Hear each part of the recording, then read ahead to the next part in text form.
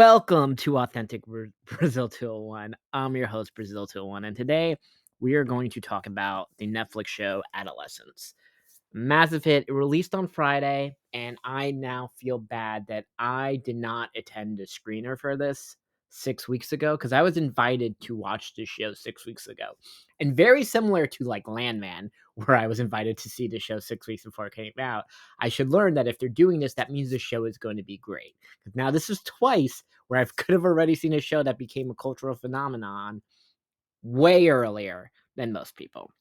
But anyway, I want to dive deep down into the show and then the cultural significance of this show and why, if you are a parent of someone who's a boy, who if you have a child who's under 14, you need to watch this show because I think this sums up the real problem, as in like the men problem, because this is just not a United States problem. This is a worldwide phenomenon. The show takes place in the UK, by the way, just so people can understand this, okay? And this is easily going to be one of the 10 best shows of the year, easily. And I say this as like an Emmy voter. This is going to be on my ballot as one of the 10. And by the way, the technicality of how the show was filmed, it's 4 episodes, 4 hours, all one shot takes. Very similar to 1917, and it's beautiful the way it's done. And the fact that like they have a 12-year-old kid as one of the main characters in it, and he's just able to do it beat for beat. The kid is going to win an Emmy for it. The show is going to obviously win all the limited series Emmys, similar to Baby Reindeer last year. But overall, this is what happens in the show. A 13-year-old boy stabs to death his classmate after school 8 times and is caught on CCTV footage. Okay? And a lot of things is I'm so used to United States police procedural, so I really didn't know the differences of what like how UK cops, because I'm like, I know what Miranda rights are, but they call it something different in the UK. You still get like a free lawyer and all the other shit in the UK. But just remember, this is in UK, not America, because if this was in America, obviously it would be a mass shooting. Some of you are obviously laughing at that, but remember, this is America, and it would be a mass shooting. Because, like, I just think we have to understand this.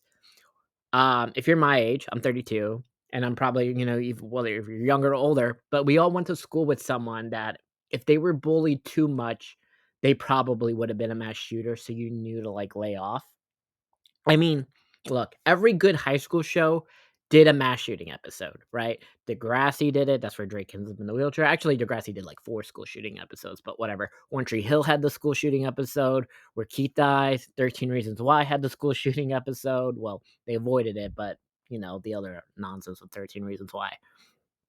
And like I said before, if you have a child under 14, you need to watch the show because I don't think parents have any idea what is happening to their children. And this is beyond the Andrew Tate problem that has like infected people under 20. Because, like, look, I think about this. I was in high school in 2010, right? And I went to a good private Catholic school. If you put my entire class and just like bubble time travel them to 2025, right? They don't go through all the cultural changes that happen. I'm just like instant time travel that 2010 class into 2025, right? And they just like spent 3 weeks in like the modern school system, like that senior class. They would all easily turn into ultra right wingers obsessed with Andrew Tate, myself included, because of how fucking crazy everything has gone, which is the other aspect of the whole blaming men, women, the media, etc., blaming men for all of society's problems. And my God, is that like the Democratic Twitter, the real like Democrats Twitter, like proudly posts the video like twice a week of Jasmine Crockett's fucking "We don't need mediocre white men" statement. I'm like, I don't know if you saw the voting trend data, but you're losing men, and you need to win back men if you want to ever win a presidential election again. Okay, but you want to keep shit talking men and blame men for all society's problems. And if the men that are being propped up right now by like the Democrats and the media that we should quote unquote aspire to be are not who men want to be. Okay. And I say not the losers who post on Reset Era, not Tim Walz, not John Lovett, who is a fat fuck who wears skirts on like Colbert, not David Hogg, not Harry Sison, not Doug Emhoff, all that performative bullshit.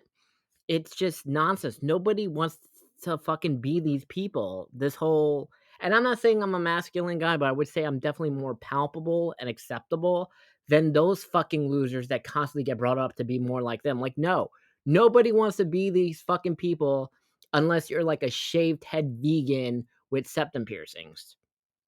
Okay?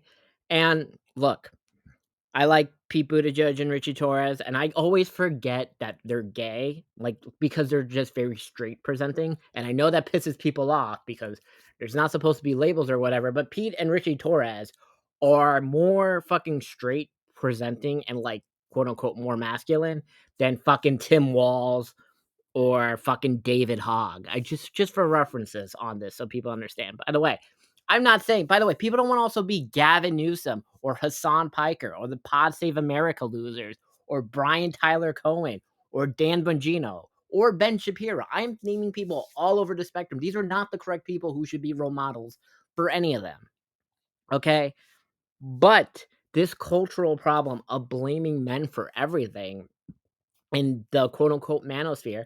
By the way, Joe Rogan is not radicalizing young men.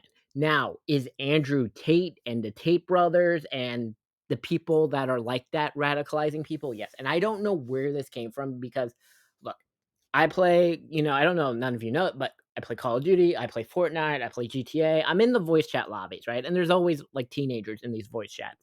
So I've been able to keep up with the zeitgeist. So I hear the real like quote unquote radicalization of like young men because like when Kamala became the candidate, they're like, yeah, if I could vote, I wouldn't vote for this fucking bitch to be president or their quote unquote gay VP because I guess everyone assumed Tim Walz was gay because they all knew about like the tampons and bathroom thing. They're like, fuck that faggot and shit like that. Okay, and this is like the whole situation is that the show shows the character how he got radicalized online because he was obsessed with Andrew Tate because he was a scrawny white boy and he's like, if I was more bulky or my voice was masculine, women would like me. And then the whole incel thing, because like women, they're not being radicalized, but women are forced, and this is a real thing, women are forced to grow up earlier before men, right? And we know this, right? You have to be careful with the creepy guy. And God forbid, there are women who are like molested by their like stepfather or their father or their teacher and all this other shit. So like a woman, not a woman, but a girl at 12 or 13 has to basically mentally already be 18, 19, 20 because she has to be aware of all the creepy men that are going to appear in her life, right? This is a real thing and it sucks that society is this way, but this is it. And in the inverse, because the men want, their hormones come in and they want to bang, and 12 or 13, are like listening to men who are my age that this is what you got to do to get bitches and all this other shit. And it's such a cultural differences of them fighting. And then you have the women, because culture and media is saying, my problems are because of you, a white man. I don't think a 12-year-old, white kid's fault for any of the problems. The online thing of how he then, we see him snap of why and this and the isolation of how everyone became so much online because, the genius idea of not sending fucking children to school for 18 months has broken their brain. And there's no fixing this because this is 18 months. They are indented with these things. There's no turning back the clock on this. Now, the other thing is that these children's parents are not technology literate. Now, they're not having like 70-year-old parents, but their parents don't know what's happening on Discord, the hidden accounts, the burners, the fake Instagrams, the lock things. The children are very good at hiding it because I've now like known, like I'm 30 in my gated community. I'm 32, and I've had some parents come up to me and they know something is off with their child, like their kids are somewhere 10 to 14, and they're like, "Can you talk to them? Can you like suss something out?" Because like I'm not, to be the narc and figure it out because they're comfortable talking. And I can kind of get the vibe and I understand, like I can tell if they listen to Andrew Tate or the Paul brothers and shit like this. And obviously, it's I don't know how you fix this. I think this is a top-down problem that across the board, don't you kinda wish it was more think about it in, like, 2015. Okay, let's go back to 2015 before Trump went down the golden escalator, right? I idolize or, like, still to this day, right? So I really don't care. Like, Schmidt from New Girl, Dan Egan from V, Barney Stinson from How I Met Your Mother, Patrick Bateman, Jordan Belfort from Wolf of Wall Street. They're my icons, and, like, I like them, and I know there's gonna be some annoying fucking positive America stupid leftist who's gonna be like, "They're misogynistic, they're toxic masculinity, and blah, blah, blah." But don't you wish society was back to that, like, to that 2015 level of men that you could accept versus now how children are just obsessed with Andrew Tate? The Me Too era backlash has caused this entire thing. Just think, and I said because I've heard stories from men who are in their early 20s, right? They go on a date with a woman, right? Then the date is awkward because, like, the Me Too era of that 5 years has terrified some men that a bad date is going to ruin their life because the story's going to get out there like, oh, he tried to kiss me or he tried to buy me like this whole thing, right? The date was awkward because like a girl will go on TikTok say the date was bad and then it goes viral on TikTok. The kid is like, this is how you create fucking mass shooters because you publicly shame the guy because you didn't have a good date with him. And not that he did anything bad, like sent you a dick pic or whipped out his dick. It was just like he's awkward or he tried to split the bill. Like, obviously, I'm sorry, that's a whole other thing. Listen, or whatever, he asked permission to, like, kiss me or whatever, but, like, the Me Too era is what brought this bullshit instead to be able to, like, read nonverbal signals, but, not going to school for 2 years has also made that people can't read nonverbal signals and all this. And this is the society you get when you constantly blame the men, but you think like the idiots on Reset Era or the Pod Save America subreddit who cry if they hear the word retard, but also proudly cheer fuck all men and men should be left behind and men are the problem and that men should think trans women are attractive and you should want to bang trans women, all this other bullshit that is like leftist nonsense.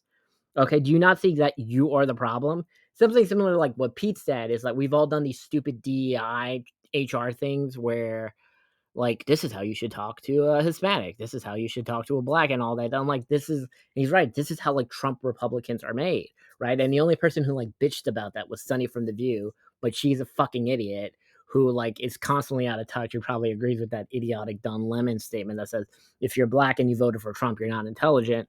No.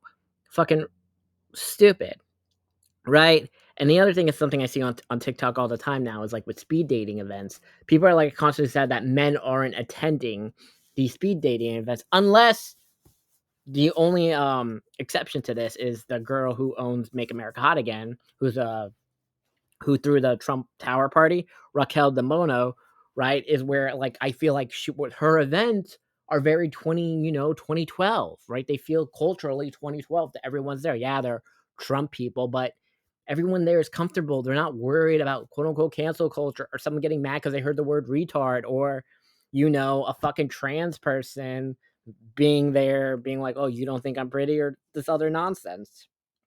Okay, it's just all of it. And I like read the comments through like the people are like, why won't men come to these speed dating events? Right. And it's just comments from men who will be like, you don't want us there. Right. You just want fucking losers. And they mention like specific type of people, like the ones I was mentioning, like Tim Walsh or Harry Sison or David Hogg. They're like, no, we don't want to be these fucking losers. Or fucking like Hassan Piker. Like, no, obviously people don't want to do these losers. And it's just like, what do you expect to happen? Okay. We have to go back culturally to before Trump went down the escalator to how people behaved. Obviously, no fucking sexually harassing women. Obviously, just culturally, you should not be trying to fuck your coworkers at real jobs. It's a different if you worked at like a shitty job, like at Target, one of these shitty jobs you're not supposed to really have forever. And you're fucking the coworkers where you're like all equal. But I understand at real jobs, you can't like fucking fuck your coworker, but sometimes it happens. But if it's consensual, it's fine. But like, there was backlash to that too when what is his name? Not Dave, the original dude who owned CNN before the Warner Discovery merger. he was fucking, who was not that also co-head of the network, but like she was like head of PR or whatever. They were two like 45-year-olds who cheated on their fucking spouses. Okay, whatever. But because of stupid Me Too related policies, they both had to get fired. And they were like, why? They're two consenting adults, so they cheated on their fucking spouses. First of all, marriage, outdated concept. We own this. I just want to just understand, but culturally now, you've made it that unless you're a loser like John Lovett, David Hogg, Tim Walls, fucking organizer meme, and all these other fucking, or Hassan Piker and all these other fucking retards, you get mad that people don't want to be like this. Okay, I'm like, sorry, but like, don't you want the fuckboy era back from Schmidt and fucking Barney Simpson? Okay, you need a little toxic masculinity so that you don't have this rabid incel culture where like now women have to really, like, I think women now fear for their lives way more because of the Andrew Tate radicalization of men and all the other shit that's happening that's like spun up from the culture, versus where like, yeah, people were fuckboys, he's an asshole or whatever, but you're like, that's acceptable. Versus now you're like, you're terrified that like, I understand what if you reject the guy, you're like, oh, is he gonna stab me or whatever? But there, I don't know how you fix this. I really do not know. But I don't know. Listen, I just gotta say, everybody watch Adolescence on Netflix. If you have a child under 14, you need to watch this show. And then you need to hopefully have someone who's in their 30s in their life who can teach you how to find what discourse they're in so you can create a burner account and you can kind of track what they're saying. And I understand this is another thing, like, because once the child knows you've been stalking them online, and not just like their Instagram or whatever, but like you were able to make burner accounts to get into their Discord or their Telegram chat and shit like that, that trust is gone and it's just gonna be worse. But there has I don't want to say deprogramming, but there has to be a comfort level for men to be men again. Okay? A little bit of toxic and not push the stupid, like, femininity nonsense that has been promoted across the board, okay? Because when you have people like Rachel Zegler and Jasmine Crockett and the Pod Save America losers and all, and AOC constantly saying you're a bad person if you do this, this, and this, you know what? There's a reason everyone moves the world, like men have moved rightward. Like, fuck this shit. Okay. There's also a reason like the women who are rightward, they kind of want like, a masculine type guy again, not the like femininity bullshit to ask. Like, I don't think there's any woman who's turned on by saying, oh my God, yes, you asked for permission to kiss me or you asked for permission to fuck me. Like, no, no, they're not. Okay. This is a bullshit society. Okay. No more Bushwick culture. No more acceptable by organizer meme and fucking Hassan Piker or Brianna Joy Gray or any of these other fucking retarded progressives. Okay. People like, you know what they want? They want 2020 Andrew Cuomo without the dead people dying. Okay, that is what people want.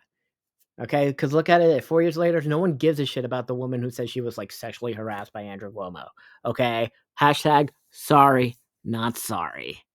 And there we go.